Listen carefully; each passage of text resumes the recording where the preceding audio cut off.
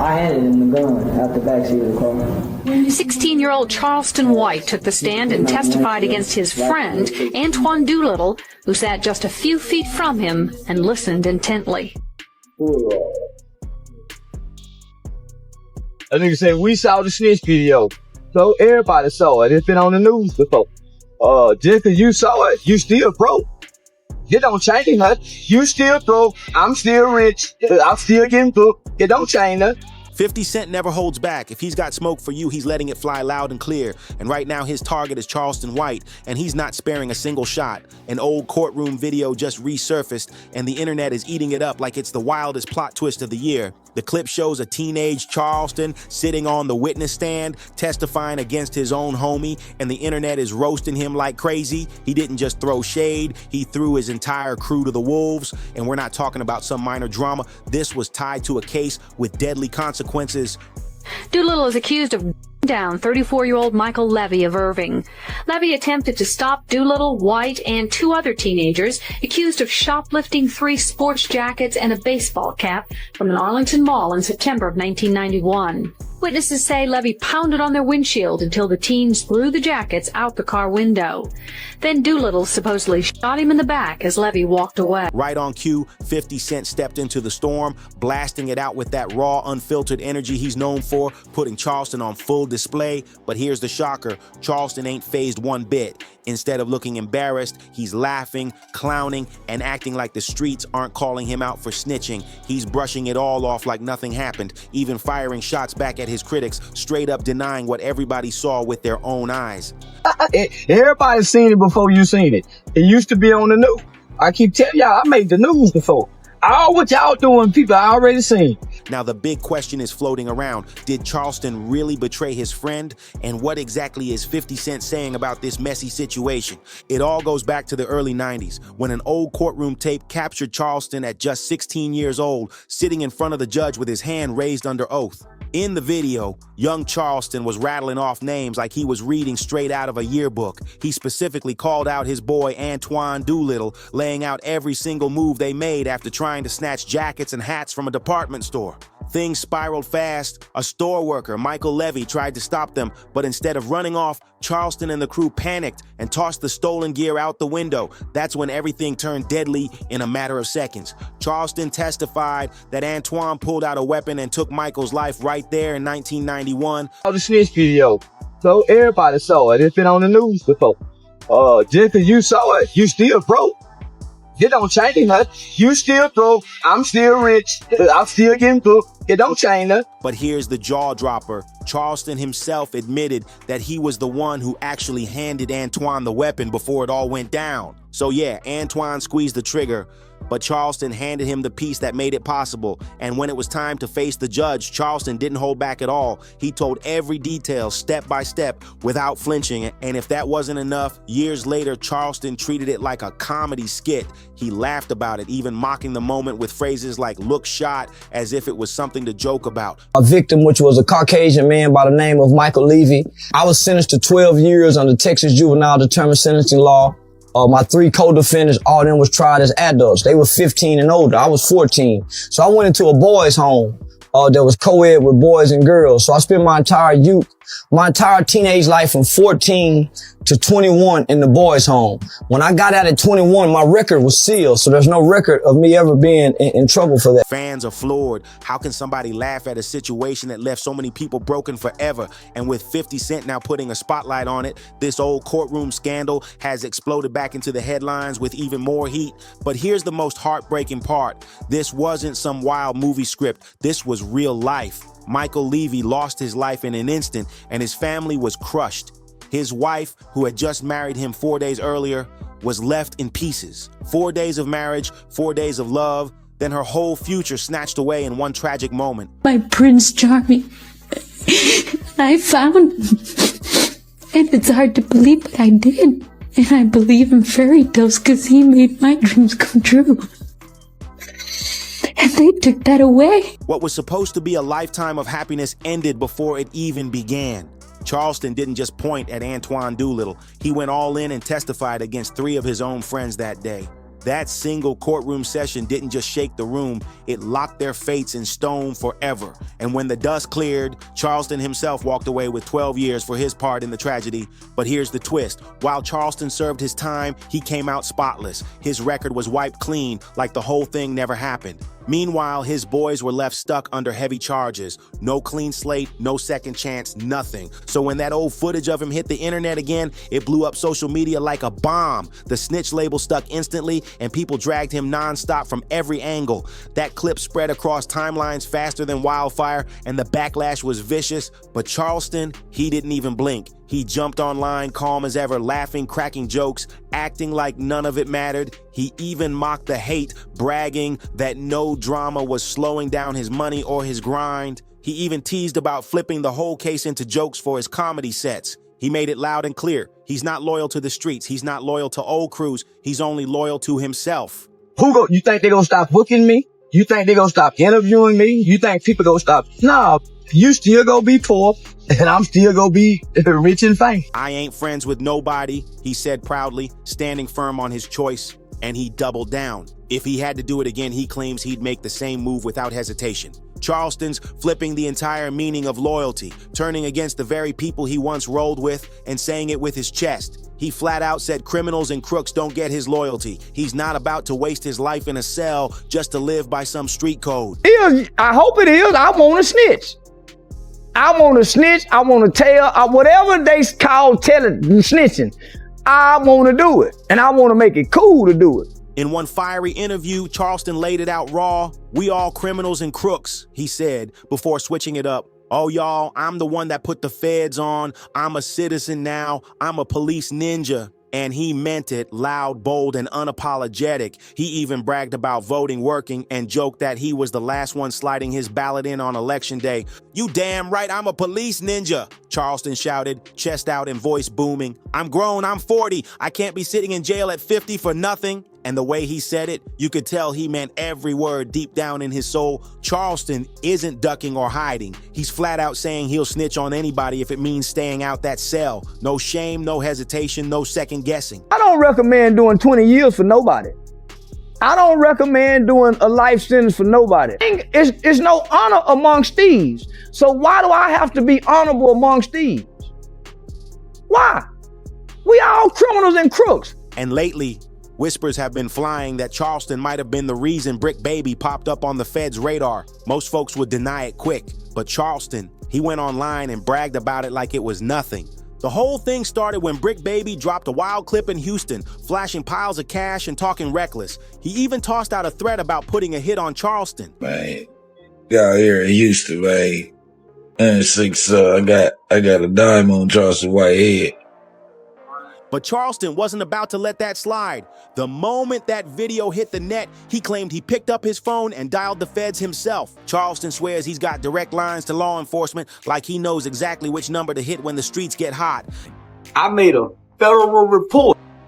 First, I called Houston and made the report to Houston, but I did this through my law enforcement friend. And believe it or not, that ain't even the craziest part. Word on the block says Charleston might have even called the cops on Boosie. Yeah, last year rumors went flying after Boosie allegedly threatened a Memphis promoter who had Charleston booked for a show. Boosie, I'm gonna put your mother ass in jail. Boy, you making threats to the promoter?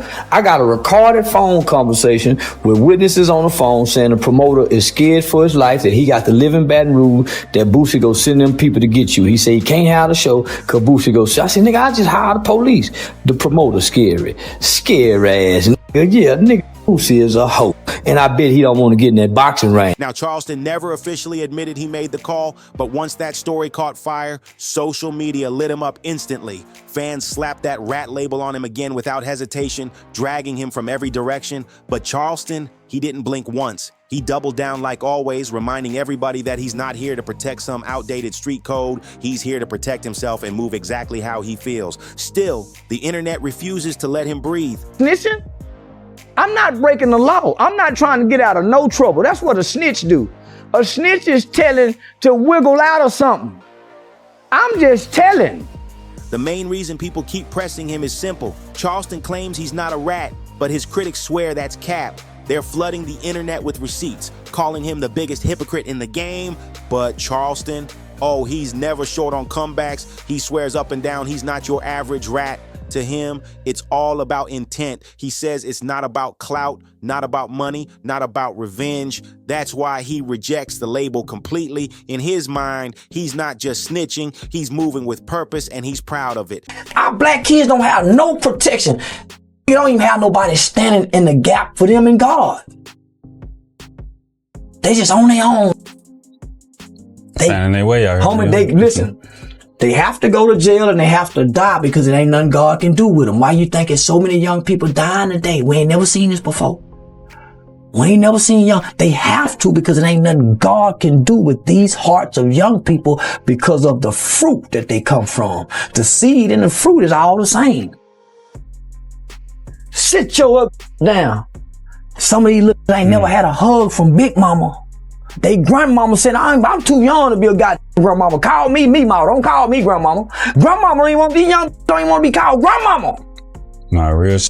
So you can't just go up and lay your head on the chip. Boy, what the fuck you want? Boy, I'm tickling you got kid. I'll be having your mama come get you. They being rejected like straight off. Get away from her. Get. Nobody's hugging and nurturing and breathing life into these little black motherfuckers, homie. And here's where the twist gets crazy. Charleston swears his so-called snitching ain't just about saving himself. It's about flipping the whole street code upside down. He claims he's on a mission to change the culture completely, and believe it or not, he's actually been moving like he means it. After doing his time, Charleston came home and threw himself into trying to make an impact in real life. He started popping up everywhere. Schools, juvenile halls, community centers, telling kids his wild story so they don't crash out like he did. He didn't stop at motivational speeches. He took it further and helped launch a program called HYPE, built to mentor teens who were just a step away from gangs, jail, or worse. He's been out here trying to redirect them towards something real, giving kids an actual shot at a better future. I want to teach and train young boys what snitching is, what telling is, and I want to create a Boy Scout organization. These start telling in school. They the who raise their hand and say, teacher, can I take names, and tell you who talking when you leave the class. They the ones in the hallway writing down names in middle school, dropping notes to the principal, to the kids with the bloodshot red eyes that look like they on pills. So they can be law-abiding citizens and great neighborhood watch crime people. We need to train this. We train killers and gangsters.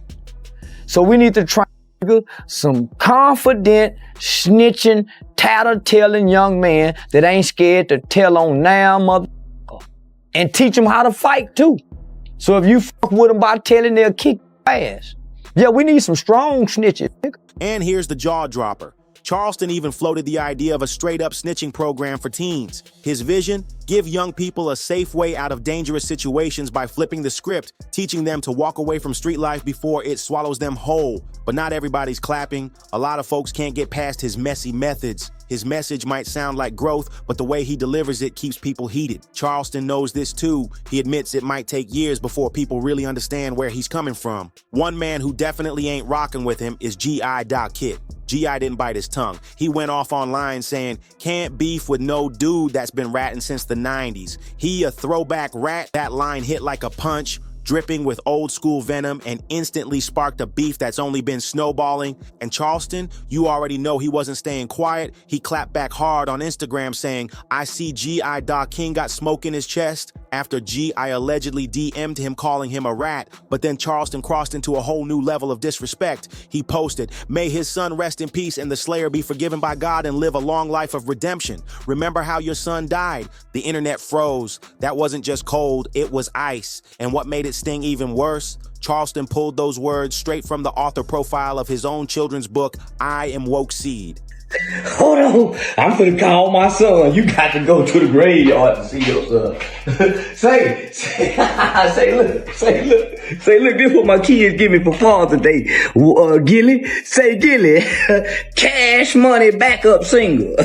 Say, cash money backup singer. I'm sorry, backup dancer. This wasn't some offhand clapback. It was a carefully aimed message designed to slice deep. And he didn't stop there. He doubled down with a video and a savage caption. You still talking street after they unlive Junior. I'm disappointed in you, sir. In the clip, Charleston went completely off the rails, mocking the loss of G1's son with zero remorse. He flat out said, "You got a dead son," shocking the internet all over again. Then he took it further, dramatizing the tragedy with his trademark dark humor.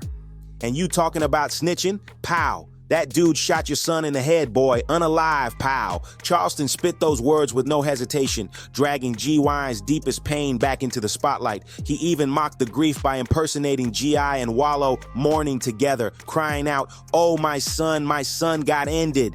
It was vicious, heartless, and left the internet stunned beyond belief. People couldn't believe Charleston really crossed that line. The pain in his words was raw, but instead of backing down, he turned the heat all the way up. He sneered, "You was crying. Now you talking about snitching.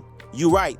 I'm a law-abiding citizen. That's why your son got unalive." He said it loud, bold, and without a shred of shame. "Let's be real," Charleston snapped. All because GI dared to slap that rat label on him. He likes to act unbothered, but that rage spilling out showed the truth. The name cut hit deep, and it set him off like never before. And while Charleston was spiraling, where was 50 Cent? Sitting back, probably grinning with that trademark smirk, watching the circus unfold. Because one thing about 50, he's built a whole legacy on exposing and clowning snitches.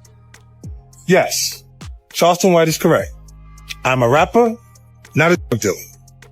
Be sure to catch my new show, 50 Cent, 50 Ways to Catch a Killer. He's done it for years, dragging names, roasting people, and never pulling a single punch. Just look at the way he's been pressing Big Meech lately, accusing him of ratting and clowning him all over social media without letting up. That's the 50 Cent playbook. No mercy, no filter, no backing down. So the moment Charleston's name started buzzing heavy in the middle of all this, you already know 50 couldn't resist sliding into the drama. He popped up on the Danza project and wasted zero time throwing in his 2 cents. When the topic turned to 50 and Big Meech's beef, Charleston brushed it off as nonsense. He said it plain. There's no reason for them to even be going at it. 50 bullying Meech because Meech ain't no internet nigga. 50 is an internet nigga. One thing I know about street niggas, they ain't finna play with that title. In his eyes, 50's got the upper hand in every way possible. So to Charleston, this ain't beef, it's bullying. And he went bold, flat out, calling 50 a bully to his face. But here's where it gets wild. 50 didn't bite back. No savage clapback, no viral trolling, none of his usual explosive antics. For once, 50 kept it cool, letting Charleston's shade float without setting off the firestorm everybody expected it. Instead of firing back, 50 just dropped a promo for his new show on Instagram and kept it moving. And the way it looked, he might have even agreed with Charleston's take. For once, there was no wild clapback, no internet firestorm, no smoke-filled back and forth. Somehow Charleston slid right past the flames this time, while 50 locked his sights on roasting somebody else. But don't get it twisted. Charleston ain't off the hook. He's still out here stirring drama, shaking up timelines, and holding tight to his crown as the king of online chaos.